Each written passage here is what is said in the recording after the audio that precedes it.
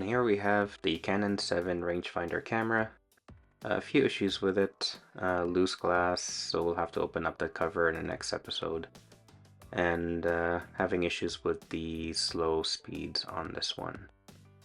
If we check the regular speeds, so we're going to check the 2/50th of a second.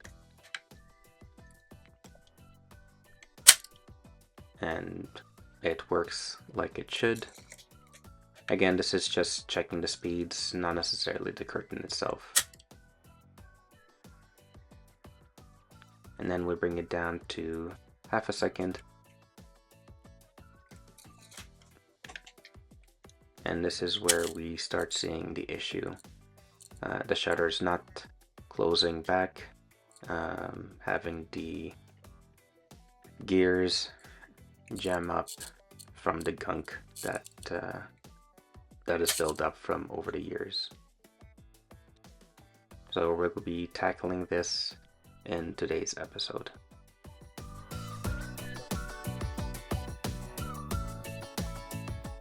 So we start off by taking the self-timer lever off. We're just going to grab the spanner and remove the screw that holds it together.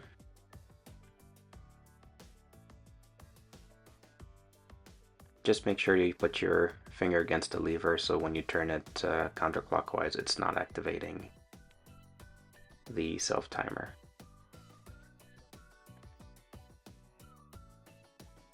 Once we have the screw taken off, we can lift the lever off. Sometimes you just need to give it a little nudge.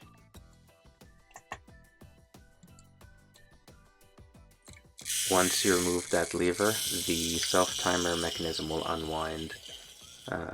So don't worry too much about that part. We'll fix that later. Next, we're just going to remove the 3 screws that hold it together. Just be careful that the bottom screw is actually different than the 2 screws that's on the top.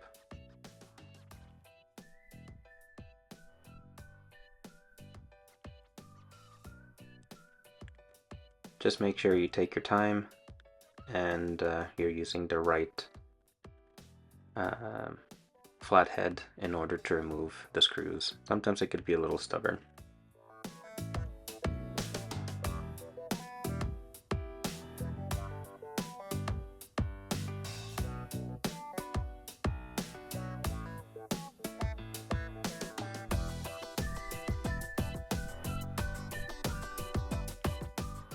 Once we tackle all the screws, we can remove the plate, allowing us further access for the self-timer disassembly. Sometimes the little plate doesn't want to come off, so a little nudge would assist it from getting it off.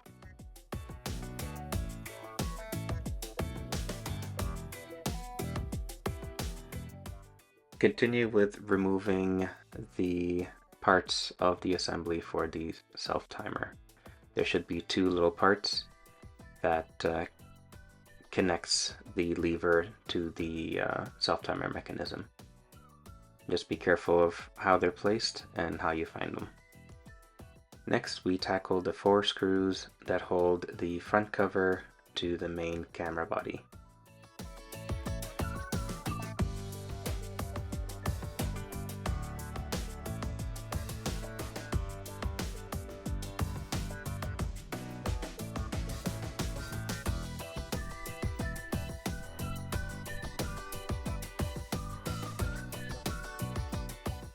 Next, we tackle the screws on the lens mounting ring, paying close attention that the top 2 screws are different than the 2 bottom screws. So make sure we keep those separated, as they will cause issues in the future once assembled.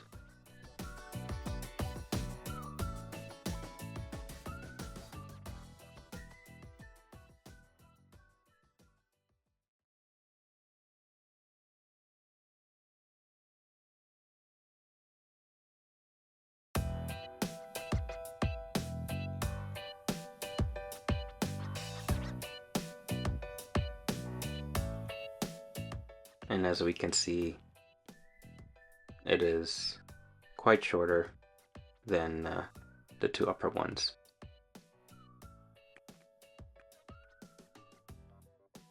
So paying close attention to that area.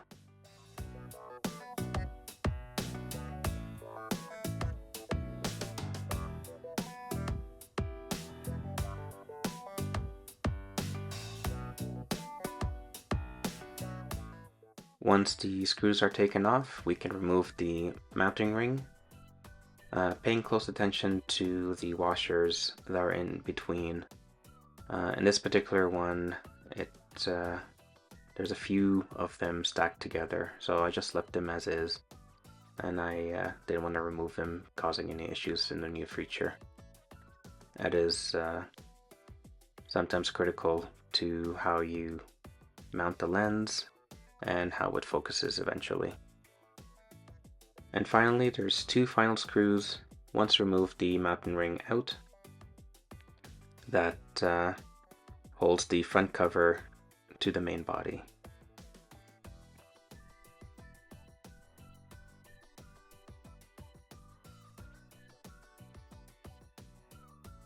Once we have the last screw taken out,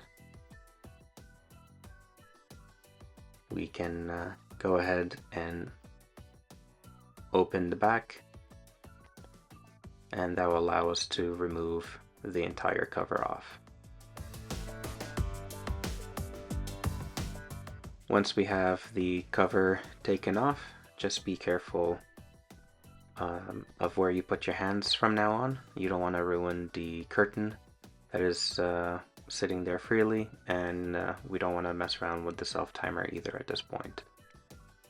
This is the slow speed compartment. That's where we're having issues, and that's where we're going to be taking it off and cleaning it out to have it operational again. To remove the slow speed compartment, we need to go to the bottom of the camera and remove the two screws and the retaining ring on the other side.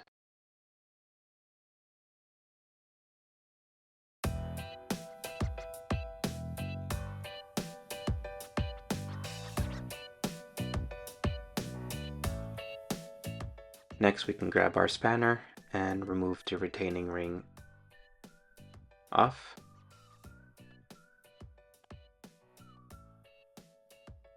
And once we have that loosened up, we can remove the whole bottom out.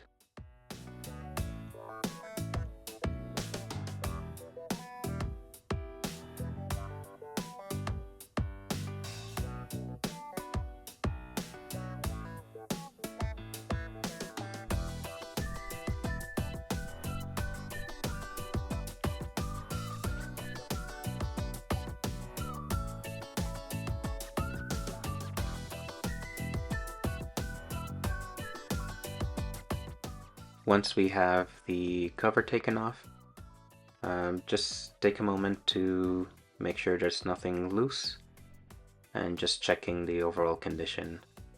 In this situation, there is a loose brass washer that sat where the retaining ring was, so we're just going to remove that on the side. Just making sure nothing else is there. And to access the slow speed compartment, to take it off, there are two screws. It's located right here, and the other one is located in between the metal springs that's there.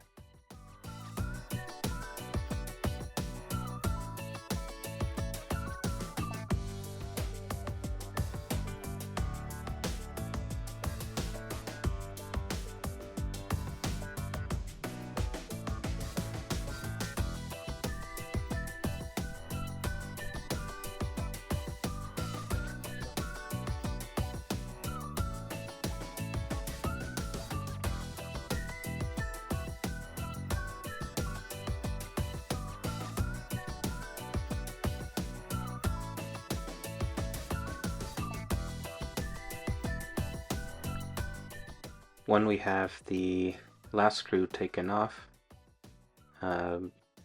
Should have done it myself, but just make sure your finger's on the compartment or it will drop like mine did. Just so it doesn't cause any further damage than need be.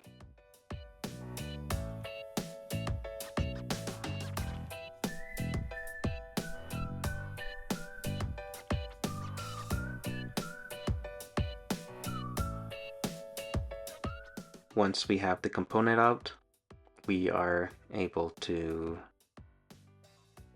tackle it in the next step, which is basically cleaning and lubricating. As you can tell, the gear doesn't want to move as much as it needs to be, so she's pretty much gunked up.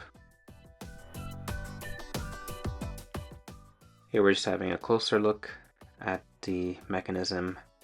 Trying to engage it is very difficult, as you can see. The gears are very stiff.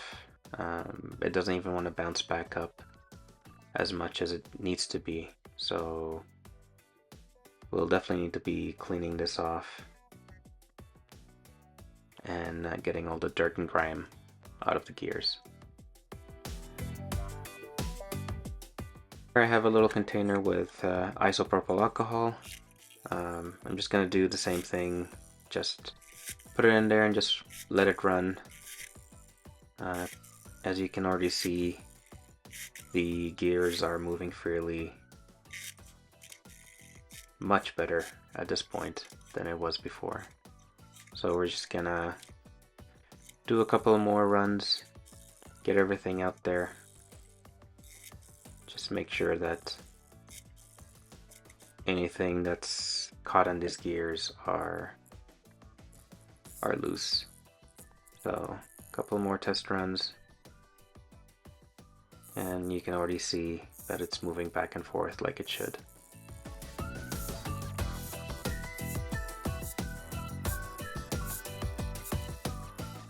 A couple more test runs, and I'm just gonna give it one more soak while running it again. As you can see, it's loosening up very well. So now it's moving freely and no longer jamming.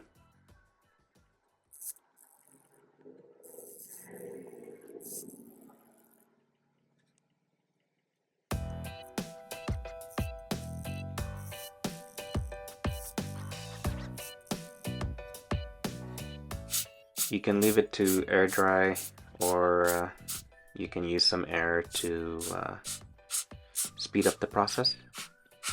Here I'm just using one of those old little tools that would spray markers with on art paper.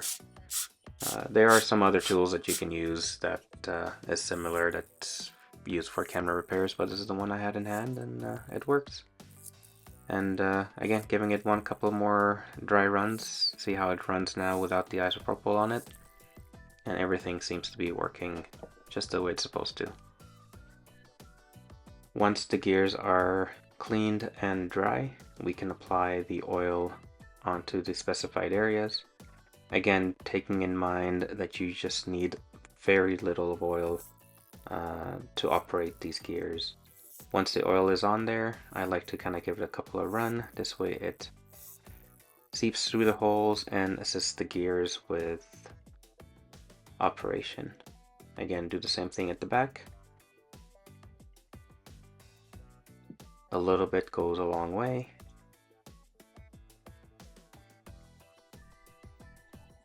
And just forgot one more spot.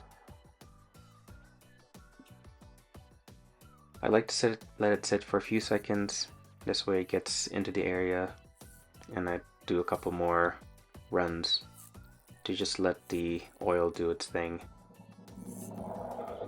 Again, taking in mind you're not pushing or exerting any effort onto the gears so you don't bend them or break them by accident. Then just grab a Q-tip or any type of wiping cloth and just wipe away the excess oils that may have gotten on the whole compartment. Now the whole thing is completed and working the way it's supposed to be. Before putting back the mechanism, I'm just gonna wipe the area with some isopropyl alcohol, just to give it a nice little clean surface, just in case there's any leftover residue from before. Doesn't look too bad though. Again, making sure that we dry off the area, and we'll have things ready to go.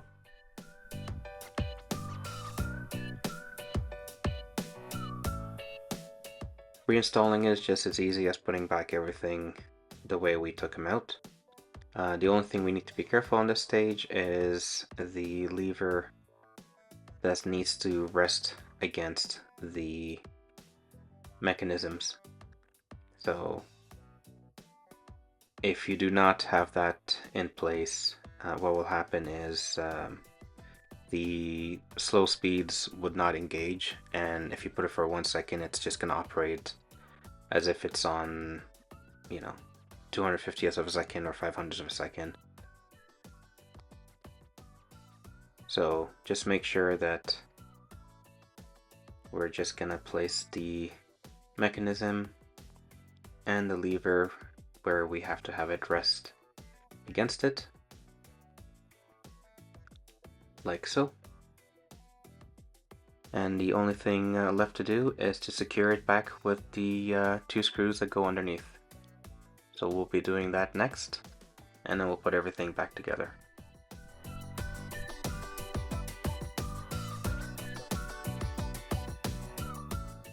Once we have the whole mechanism placed in the area that needs to be, we're just going to adjust it to make sure the slots are matching, and we're just going to be putting in the respective screws back in place. Again, just take your time when you're doing this. It will get slightly tricky when trying to put those screws back in.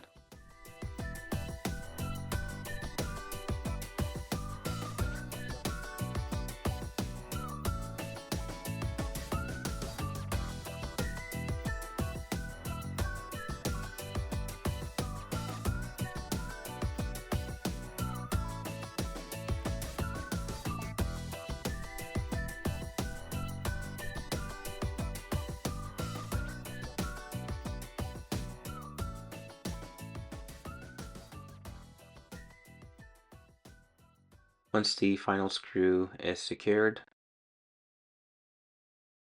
just make sure that they're nice and snug and not too overly tightened. You don't need to do that on this situation.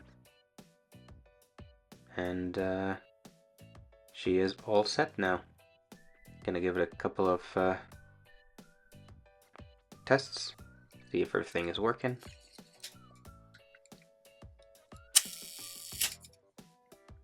And as you can see, the 1 second, at least to my ear, is sounding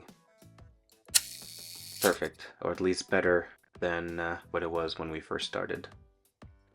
Do the half second. Alright, great. Everything looks like it should. And before we put the bottom plate cover back on, I decided to give it a quick wipe with some isopropyl alcohol from the inside, just to kind of get whatever dirt or grime that may have accumulated over the years.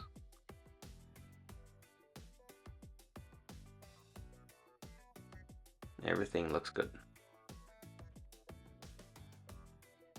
Perfect, now back to the assembly. Nothing complex on this situation, just remember to put back the washer that was there, and then we'll just put the plate cover back on. Next, we thread back the retainer ring. Just take your time, you don't want to cross thread the component, and then just tighten it with a spanner. Again, you just want a nice and snug fit. You don't want to overly tighten them.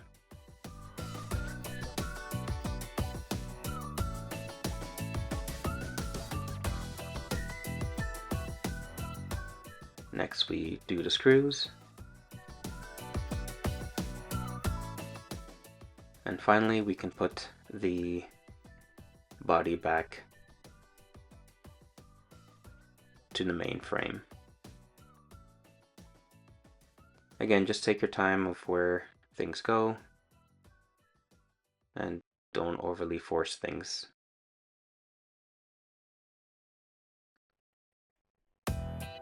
Once we have that all in together, we can put the remaining screws back on.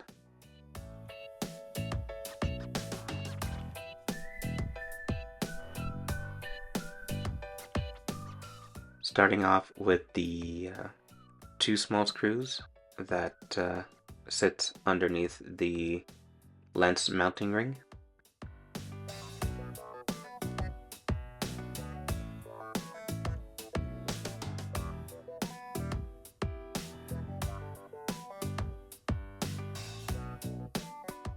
We place back the lens mount ring and making sure that we return the screws back to where they need to be. So making sure that the two bottom screws are the smaller ones and the two top screws are the longer ones.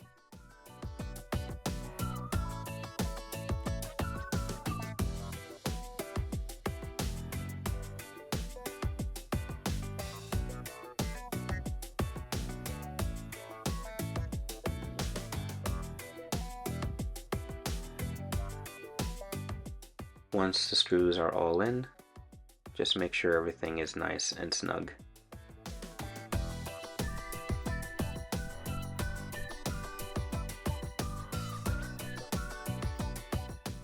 And last, we will place the 4 black screws that hold the covers to the main frame.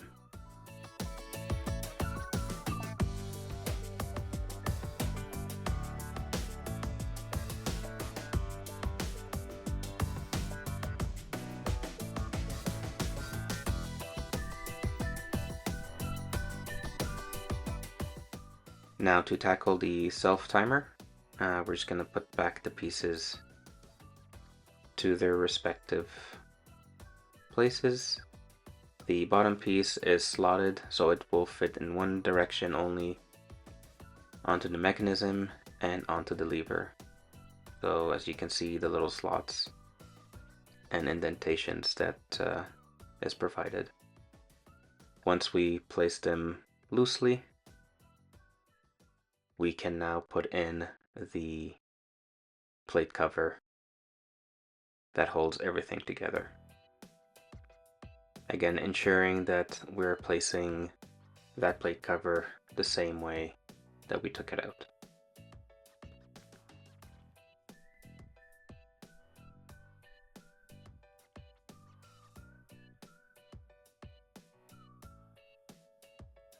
Sometimes it does give you a little difficulty, so just be patient with it.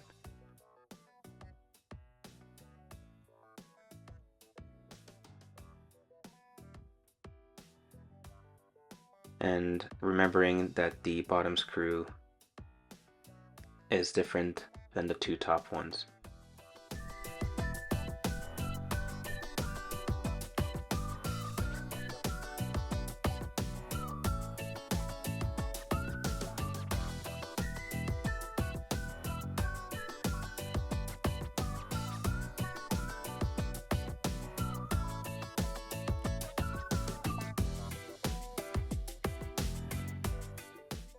And last, we'll put the lever back on at the 11 o'clock position, and we'll drag it down to the 8 o'clock position.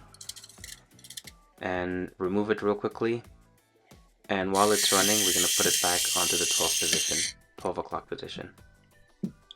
And this way we have the self-timer mechanism resprung and ready to go.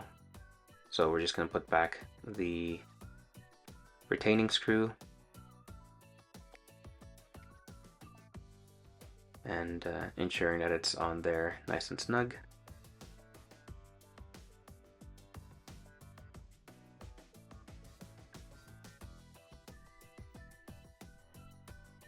And then we'll give it a quick test run to make sure that everything is working. So it goes all the way down, clicks in place, and you can release it once you cock the shutter.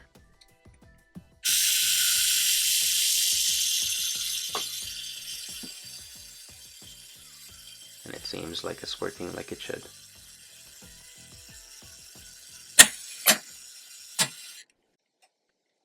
And yeah, everything is now assembled. Give it a couple more test runs. And everything is working the way it should. Hopefully this video was informative, and if you have any questions, please leave a comment and I'll try to answer them as best as I could. Have yourself a good one.